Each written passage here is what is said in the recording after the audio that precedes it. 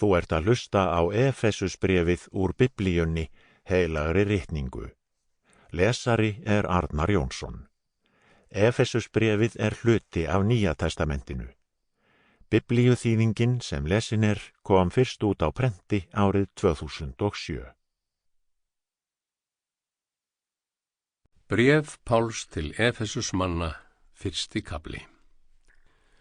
Páll, að vilja Guðs, postuli Krists Jesú, heilsar hinum heilugu í Efesus sem trúa á Krist Jesú. Náð sé með yður og friður frá Guði föður vorum og drottni Jesú Kristi. Lofaður sé Guð og faðir drottins vors Jesú Krists, sem í Kristi hefur blessað oss með allri andlegri blessun himinsins. Áður en grunnur heimsins var lagður útvaldi hann oss í Kristi, að hann hefði oss fyrir augum sér heilög og lítalaus í kærleika. Fyrirfram ákvað hann að gera oss að börnum sínum í Jesú Kristi. Sá var náðarvilji hans. Hann vildi að vér yrðum til vegsemdar dýrðans og náð sem hann hefur gefið oss í sínum elskaða syni.